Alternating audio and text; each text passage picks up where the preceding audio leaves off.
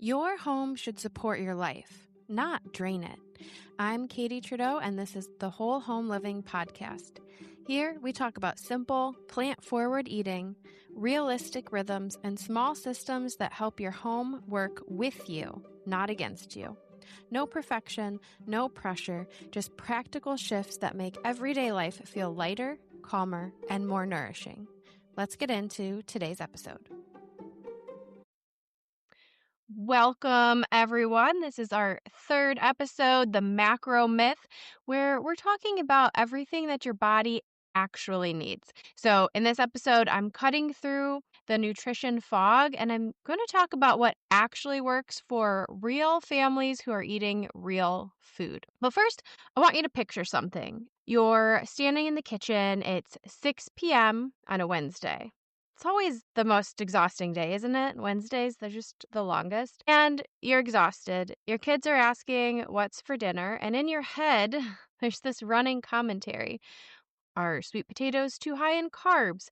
Did I get enough protein today? Should I be eating more fat, less fat? Wait, is this the good kind of fat or the bad kind of fat?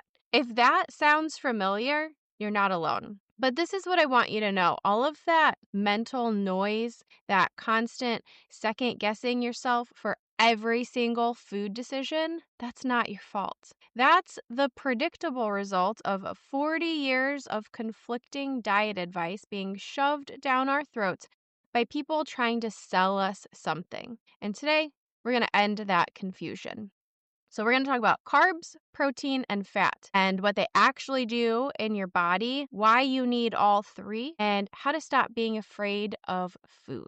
So let's talk about the real problem. And this is what I hear a lot is someone will say to me, I cut out carbs completely and I lost weight, but now I'm exhausted all the time and I can't think straight. Or another one, I'm eating protein at every single meal, like Instagram told me to, but I'm always bloated. I feel terrible. I have no energy. Or my personal favorite, I'm scared to eat avocado because it's so high in fat. And every time I hear things like this, I think, these are all such a big disservice to people. We've taken the three essential, so again, I'm going to say that, essential nutrients. We need all three. They are essential. Your body literally cannot function without them, and we've somehow turned them into villains. Carbs, they were demonized in the 2000s. Fat was demonized in the 80s and 90s, and Protein somehow became this magical unicorn that you never can get enough of, even though most Americans are eating way more than they need. And so none of this is actually based on how your body works. Those diets are based on trends, and those trends change every 5 years because, spoiler alert, they don't work. So we're going to talk about what does work. We're going to talk about why these and what these macronutrients do. So first up to bat is carbohydrates. This is the simplest way to think about this is carbs are your body's primary fuel source. Carbohydrates are not optional. They are not a cheat. They are your body's preferred source of energy, particularly for your brain, which burns about 120 grams of glucose every single day just to keep you alive. So you need carbs. They are essential. I'm just going to keep repeating this to hopefully it sticks. Carbs are not optional. They're not the bad guy. Now, when you eat a carbohydrate, let's say it's an apple, a bowl of oatmeal, or a sweet potato, your body then breaks it down into glucose. That glucose then enters your bloodstream and your cells use it for energy. It's an elegant system, it's efficient, it's what your body is designed to do. Now, there is some confusion that comes in because not all carbohydrates behave the same way in your body.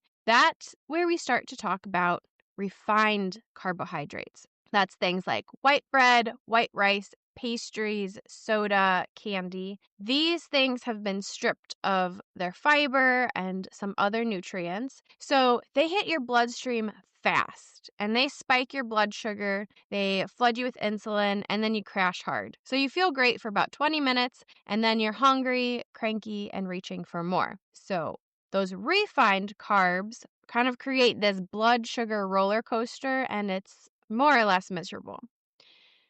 Okay, we're going to put those refined carbs aside for a second, and we're going to talk about whole food carbohydrates. Examples of whole food carbohydrates are oats, not instant oats, but whole oats, quinoa, brown rice, sweet potatoes, beans, lentils, and then, of course, fruits and vegetables. All of these whole food carbohydrates come with fiber.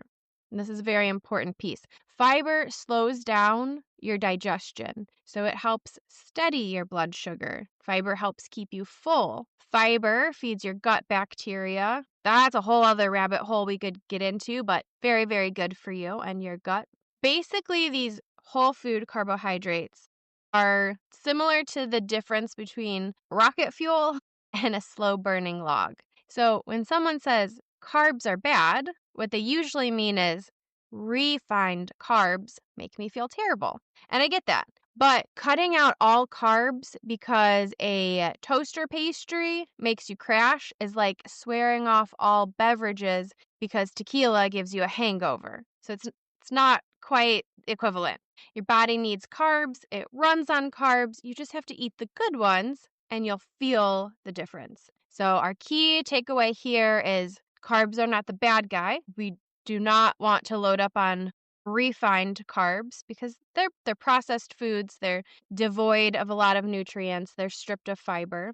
We do want complex whole food carbohydrates. It's what your body runs on. Those are good. All right, now we're going to shift to protein. Protein is the builder. So what do I mean by that? It's what your body uses to repair tissues, to make enzymes, to make hormones, to build muscle, to even help maintain your immune system. You absolutely need protein. But there's just something that drives me a little crazy. Somewhere along the way, we started treating protein like it was the only nutrient that mattered. People are chugging protein shakes, eating protein bars, which is sort of just like a glorified candy bar. They're putting protein powder in their coffee, protein powder everywhere, protein powder brownies, protein powder pancakes. And in that whole process, they're completely ignoring the fact that most of them are already eating enough protein from actual food. So the RDA, that kind of like minimum recommended amount for protein, is 0.8 grams per kilogram of body weight. We'll talk more about formulas in a little bit.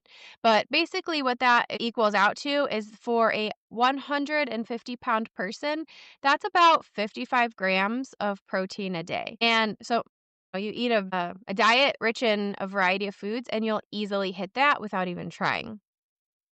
And then here's another thing that nobody talks about is that you don't need meat to get your protein. This is very controversial in some circles, but it's just a fact. Beans, lentils, chickpeas, tofu, tempeh, quinoa, nuts, seeds, whole grains, all of those actually already contain protein. And if you're eating a variety of whole plant foods throughout the day, you're getting enough. And I know some people might say, oh, but it's not a complete protein. However, if you eat a variety of them, you get all of the essential amino acids that you need.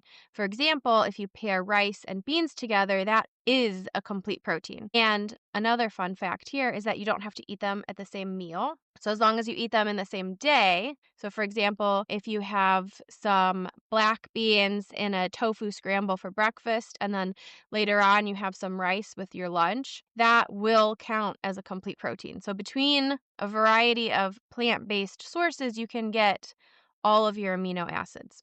Okay, little rabbit hole there. I also want to say that if you're an athlete, if you're lifting heavy, if you're trying to build muscle, yes, you absolutely need more protein than that 0.8 per kilogram. But there's a specific, if you do need more, that means you have a specific goal requiring a specific strategy. And that the case is that that's not most people's daily reality.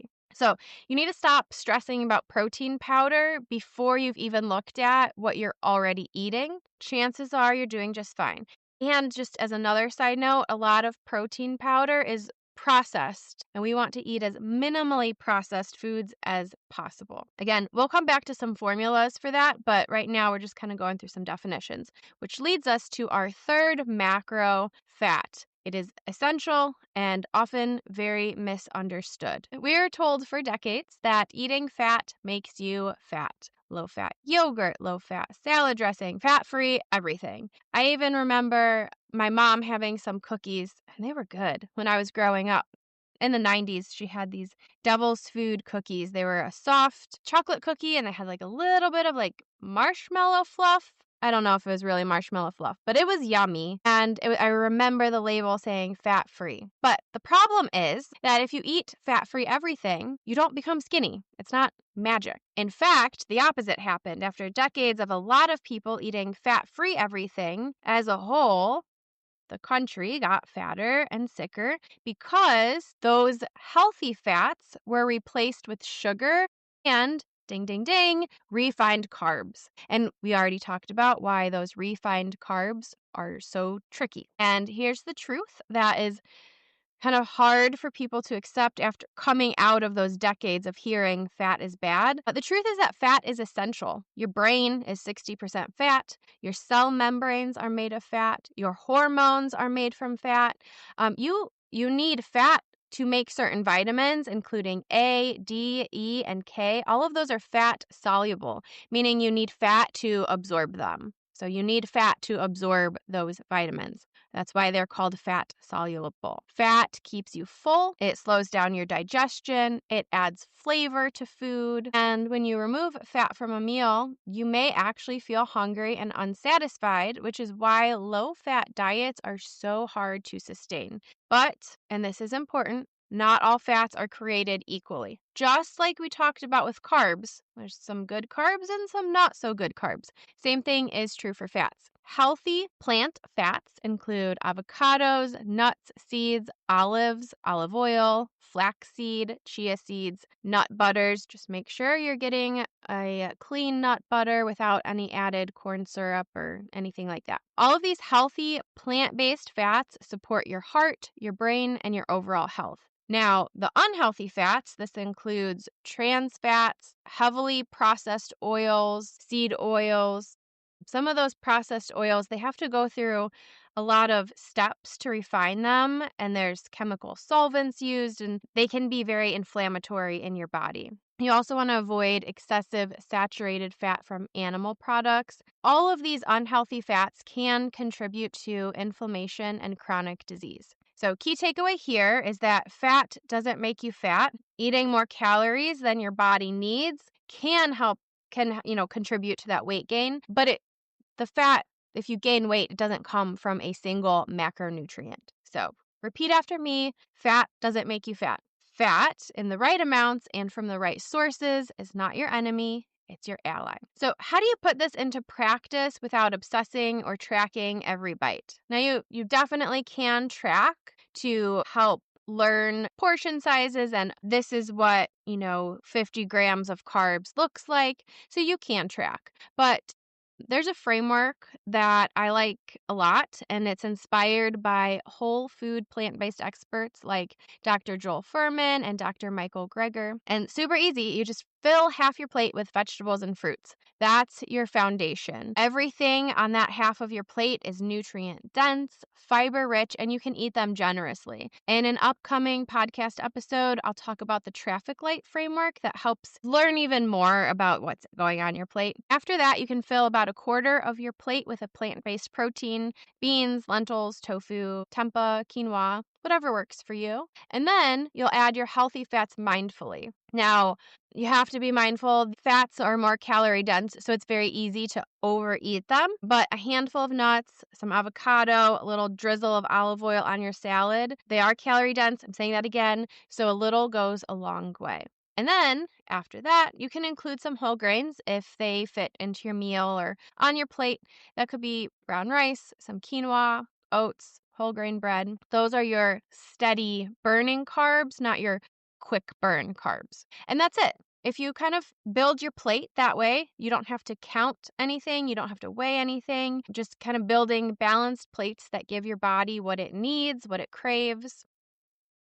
All right, real life examples. What does this actually look like in real life? So, I'm going to talk about a couple meal ideas that kind of put this method into practice. For breakfast, this could look like overnight oats with berries, chia seeds, and almond butter. In the winter, I prefer hot oats, but in the summer, the overnight oats I really like that. For lunch, this could be a big salad with mixed greens, chickpeas, roasted sweet potato, avocado, and a tahini dressing. Dinner could be soups of any kind. For example, a lentil stew with quinoa and a side of roasted broccoli. Sometimes if I'm making a stew, I'll add half a cup of barley or brown rice to add some of that carb to the stew. Snacks, you could do apple slices with a nut butter. And if you eat that or something like that for a day, you don't have to track macros, you don't have to weigh portions, but there is a lot of fruit and veggie servings in that little sample that I just went over. And you end up feeding your body real food in a way that makes sense. None of those things I just went over are difficult to make. So here's your challenge this week. I'm encouraging you to build one day of meals using this plate formula, just one day. And I want you to think about how you feel. Notice your energy, how full or not you feel, track your mood. You don't have to try to be perfect. You're just going to observe. You're just going to watch and see what happens when you eat in a way that supports your body instead of fighting it. So that's my challenge for this week. In the next episode, we'll talk about traffic light eating. We'll also talk about some formulas for figuring out if you do want to track your macros. What does that look like? How do you figure out how many grams and such you need? So that'll be in our next episode. So I hope you catch us there.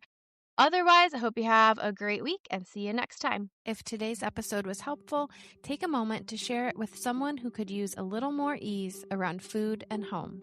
You can also leave a review. It helps more families find whole home living. For simple resources, practical tools, and upcoming workshops, visit wholehomeliving365.com. And remember, eating well doesn't require perfection. It just needs a system that works with your life. I'm Katie Trudeau. See you next time.